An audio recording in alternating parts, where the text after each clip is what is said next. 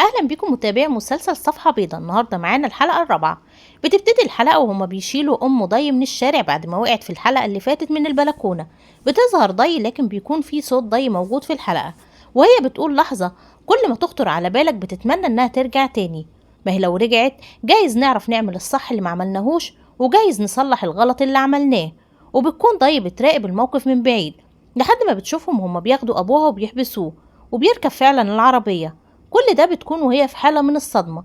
هو بيبص بس مش معروف لحد دلوقتي هو شافها فعلا ولا ما شافهاش.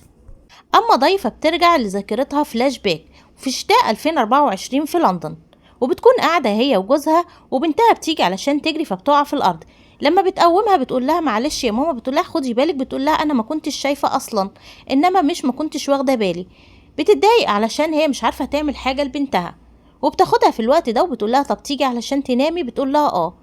هنا منتصر بيبص لبنته برضه اللي متأثر بحالتها وبيقول لها تصبحي على خير يا مايا، لكن في نفس الوقت بيبص برضه لضي بصة غريبة.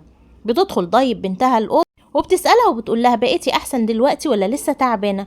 البنت بتقول لها أنا مش تعبانة، أنا خايفة بس من سبايدر. فمامتها بتقول لها أحكي لك حدوتة؟ فبتقول لها اه. هتحكي لي حدوتة ايه؟ بتقول لها أحكي لك حدوتة سبايدر. كان في بنت صغيرة بس كانت بتموت كل الحشرات ما عدا سبايدر، ما كانتش عارفة تموته لأنه هو كان أسود كده وشكله مخيف. بس لازم البنت تكون قوية علشان تموت سبايدر هو كمان. هنا بترد مايا وبتقول لها خلاص يا ماما أنا مش خايفة منه وهقتله. بترد عليها وبتقول لها شطورة. بس البنت بترجع تاني بتقول لها طب لو ما قدرتش أقتله يا ماما هتقدري انتي تقتليه؟ بتقول لها بإذن الله هقتله. بيجي المشهد للضابط إياد ومعاه كمان زميله شوقي. بيتكلم معاه عن القهوة اللي بيشربها وبيقول له ان هي حلوة قوي، وبيقول له ان هو في البيت ما بيعرفش حتى يشرب قهوة. بيقول له هو ده الفرق ما بين الأجازة. بيقول له الأجازة انا بقضيها نوم، وده بسبب مشاكل كتير ما بيني وما بين مراتي اللي بتتضايق علشان انا بنام. بيقول له تبقى هي مش كويسة. بيبص له كده شوقي بيقول له لا ما اقصدش مراتك، اقصد الست اللي ما تستحملش جوزها. لكن شوقي برضه ما بتعجبوش الكلمة. بيجي له تليفون وبيرد، بيكون أسامة زميله. اياد بيقول له رد عليه وافتح لي سبيكر. بيرد بيقول له انا قلت اقولك ان في قضيه لسه جايه لي دلوقتي. بيقول له قضيه ايه؟ بيقول له قضيه بالنسبه للجريمه اللي انت بتحقق فيها، اللي انت كنت سالتني عليها من كام يوم. اللي جاي النهارده ست وقعت من البلكونه والمتهم فيها هو جوزها وموجود جوه لسه هحقق معاه. فبيقول له ابو ضي، فبيقول له اه. فهنا بياخد اياد التليفون وبيقول له بص ممكن تستناني شويه ما تحققش معاه لما اجيلك، انا عاوز اجي احضر التحقيق. فبيقول له تمام انا هستناك لغايه ما تيجي. هنا اياد بيسيب شوقي وبيجري على طول على عربيته. بيقول له انت برضو مش هتحرم؟ بيقول له لا انا هروح عشان اشوف فيه ايه. هنا بقى بتكون موجوده سماح وقاعده مع ضي وبتقول لها ايه ده، معقوله كل ده حصل لك؟ انت ليه ما قلتليش وما كلمتنيش؟ قالت لها هقول لك ايه بس، المشكله مش في ان انا بت في الشارع، المشكله اللي نظرات الناس اللي كانت بتبصلي وانا موجوده في الشارع. بالاضافه كمان لسواق تاكسي ركبت معاه كان بيبصلي بصات مش كويسه وكانه هو بيقول لي انت ايه اللي منزلك من البيت دلوقتي. بتقول لها بس انا عايزه افهم فيه ايه. قالت لها عارفه قضيه هاني السيوفي؟ قالت لها اه. قالت لها ما كنتش هو المقصود بالقتل، انا اللي كنت مقصوده بيه، والناس دي لو عرفت ان انا لسه عايشه مش هتسيبني وهتيجي تاني علشان تموتني، فانا ساكته علشان يعرفوا ان انا خلاص مت فيبعدوا عني. بتقول لها طب وهاني السيوفي ده انت تعرفيه منين؟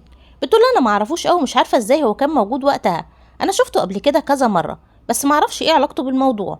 وبترجع فلاش باك تاني للما كانت في لندن وبتحضر في الابحاث بتاعتها، وبيخش عليها الدكتور بتاعها وبيقول لها مش كفايه كده تقدري تروحي؟ بيقول لها ولا في مشكله واقفه قدامك؟ بتقول له لا مفيش مشكله ولا حاجه. بيقول لها احكي لي.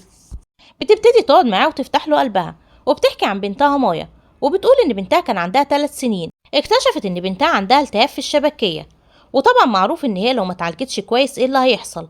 في الوقت ده لما جت علشان تعالجها لقت العلاج غالي جدا، الدواء بيتكلف اكتر من 20,000 استرليني، وده طبعا ما بيبقاش مرة واحدة، ده بتحتاجه كذا مرة. رغم ان البديل موجود بس شركات الادوية مش عايزاه تطلعه علشان طبعا الناس ما تستفادش منه علشان يفضلوا هما يكسبوا. بيقول لها يعني هي دي الابحاث اللي انت بتعمليها؟ طب انت فكرتي تعمليها بعد مرض مايا؟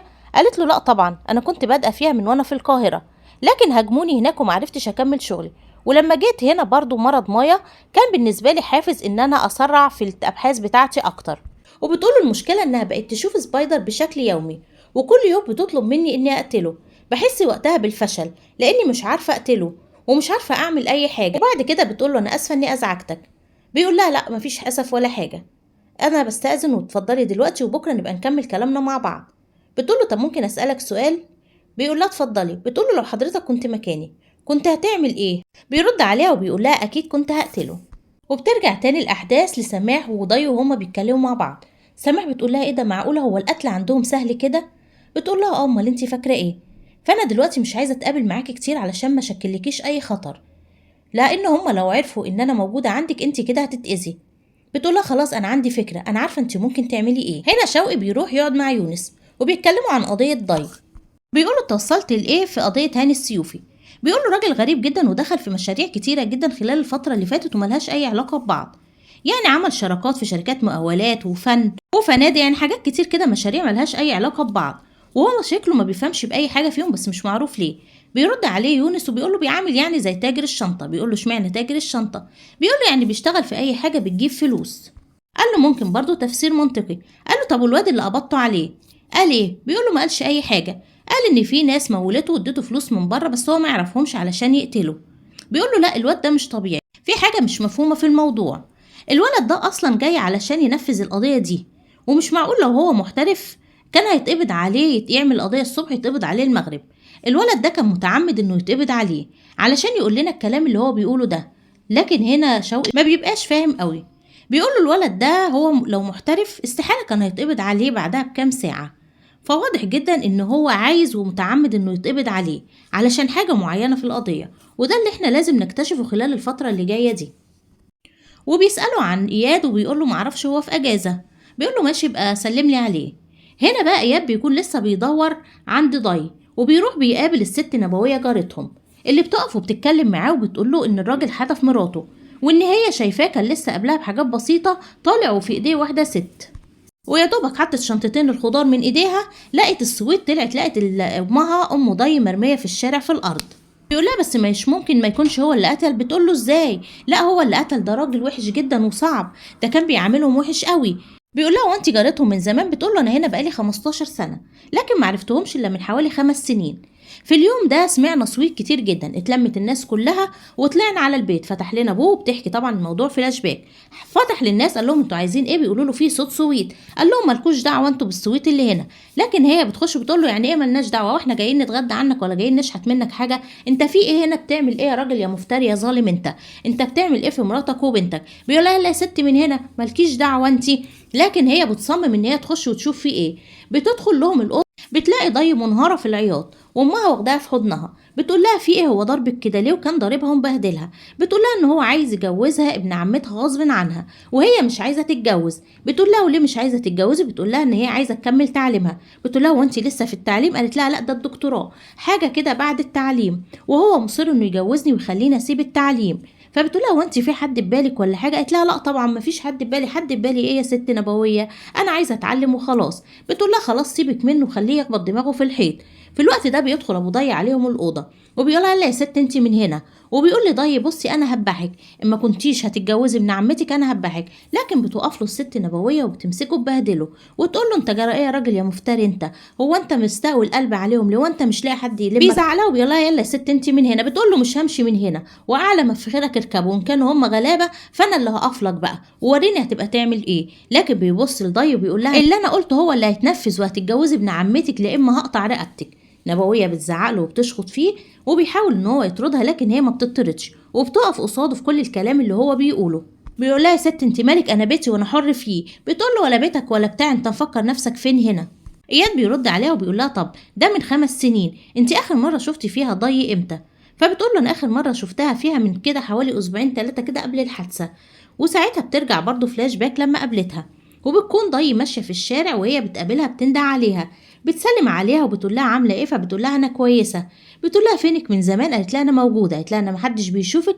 قالت لها ما تقلقيش الفتره اللي جايه دي هتشوفيني كتير. وبتسلم عليها وبتمشي وبتسيبها وبترجع تقول له دي بنت كانت كويسه جدا وهو اللي منه لله ده هو السبب. وبيقول كمان انها ماتت وكان مخبي ومش قايل لامها ان هي ماتت. الله يرحمهم بقى هما الاتنين. بيمشي اياد وبيسيب الست نبويه وهي بتتكلم وبيكون هو سرحان في كل الكلام اللي هي قالته له. بعدها اياد بيروح لأسامة علشان يحضر التحقيق وبيقول له هو الراجل ده عمل ايه؟ فبيقول له والله هي الست جت واقعه من البلكونه بس شكل كده مش هو الراجل اللي عملها، بس احنا لسه هنشوف التحقيقات هتقول لنا ايه، يمكن التحقيقات تظهر لنا حاجه جديده. بيقول له انا كنت عايزه اتكلم معاه شويه. بيقول له تمام انا هسيب لك المكتب تتكلم معاه براحتك. بيقول له لا خليك قاعد مفيش مشكله خالص. بيقول له لا اتكلم معاه وخلص وبعد كده انا هبتدي معاه التحقيقات. بيدخل حسن ابو ضي. اياد بيساله عن ضي. بيقول له ايه اللي جاب ضي في الموضوع دلوقتي؟ بيقول له انا عايز اعرف بنتك ضي فين. بيقول له ما خلاص ماتت ودفناها. بيقول له دفنتها؟ بيقول له اه دفناها خلاص. بيساله اياد وبيقول له يا بنتك متجوزه؟ بيقول له لا مش متجوزه. بيقول له طب ما جايز اتجوزت، يمكن اتجوزت وهي مسافره. بيقول له انا بنتي لا سافرت ولا راحت ولا جت، انا بنتي موجوده هنا ومخطوبه لابن عمتها وكانت هتتجوز ابن عمتها. اياد بيقول له طب مش يمكن اتجوزت في السر؟ قال له احنا ما عندناش بنات تتجوز في السر، احنا صعايده والكلام ده مش عندنا، ومن فضلك يا باشا الموضوع ده ما تتكلمش فيه، لان انا بنتي ماتت وخلاص واتدفنت والموضوع اتقفل على كده، فما ينفعش ان احنا نجيب في سيره واحده راحت عند ربنا. وهنا اياد بيسيبه وبيقوم. في اتنين بقى تانيين ظهروا جداد، واحد اسمه سعد وواحد اسمه ابراهيم. ابراهيم ده شغال عند سماح في الصيدليه بتاعتها، اما سعد ده فبيكون كان بيحب سماح زمان، عايز برشام من الصيدليه من الممنوعات لان هو بيشرب لكن هي ما بتدلوش. بيحاول يقنع ابراهيم اللي شغال في الصيدليه لكن هو بيقول له انا ما اقدرش اعمل كده، انا يا عم حيالله شغال عندها في الصيدليه. بتيجي سماح في الوقت ده بتلاقيهم واقفين مع بعض، بتنده ابراهيم وبتقول له انت ايه اللي موقفك مع ده، وبتاخده وبتدخل الصيدليه. بتقول له انت عايز منه ايه ده ولا عايز منك ايه؟ بيرد عليها وبيقول لها يا دكتوره والله انا ماليش دعوه بيه، ده هو اللي جاي يقف معايا. قالت له اه كان عايز برشام واديته بقى ولا ما اديتوش؟ بيقول لها لا طبعا يا دكتوره مش انتي قلتي لي ما اديلوش؟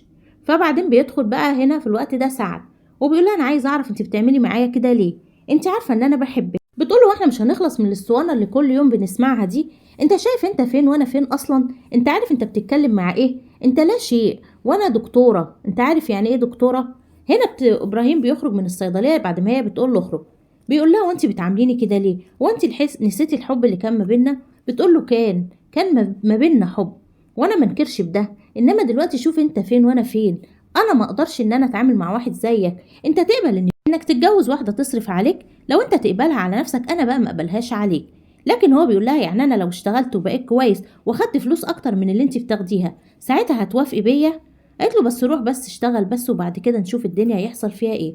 بتحس ان هي مش عارفه تخلص منه ومن كلامه. في الوقت ده بتضطر ان هي تطلع له البرشامه علشان كل الحدوته دي علشان يعرف ياخد البرشامه منها. لما بتطلع البرشامه وبتديها له بياخدها منها وبيبص لتحت وبيمشي. في الوقت ده هي بتقعد بقى وهي متضايقه من كل اللي بيحصل ده. المشهد اللي بعده بتكون ضاي رايحه للست فوزيه وبتطلب منها ان هي تبات عندها النهارده علشان هي ما عندهاش مكان تبات فيه، وطبعا الست فوزيه بترحب بيها وبتدخلها البيت. هنا بقى منتصر بيكون قاعد مع هاجر، تليفونه بيرن، بتبص بتقوله ده رقم غريب. بيبص بيقول لها ايه ده رقم من مصر، مين اللي بيتصل؟ فبيقول لها ممكن يكون الضابط اللي خد رقمي. فبتقول له خلاص رد ونشوف. فبيقول لها طب روحي انت وانا هرد. بتدخل وبيرد على التليفون. وهنا طبعا بتكون المفاجأة ان منتصر كان متفق مع الناس اللي كانت هتقتل ضي. فبيقولوا له انت ما عملتش اللي احنا قلنا لك عليه ليه؟ فبيقول لهم ليه ما كل حاجة تمت زي ما انتوا عايزين بالظبط. بيقولوا لا احنا لسه الابحاث. فين الابحاث؟ قال لهم انا ما اعرفش الابحاث فين، اكيد هي مخبياها. قالوا له ما ينفعش من غير الابحاث، واعتقد ان انت واخد مبلغ كويس جدا يخليك تخلص المهمة بتاعتك. ان الابحاث دي ما ظهرتش انت كده في مشكلة، وعامة احنا هنبعت لك جزء برضو من فلوس نحاول ان احنا نرشط لك الذاكرة بتاعتك شوية. وبيقفل معاهم التليفون لكن بيبص على صورة بنته مايا وبيفضل يبص للصورة شوية وبتخلص الحلقة على كده. الناس اللي حابة تتابع باقي الحلقات ما تنساش تعمل لايك واشتراك للقناة، وما تنسوش ان في مسلسلات تانية كتير موجودة على القناة ابقوا تابعوها.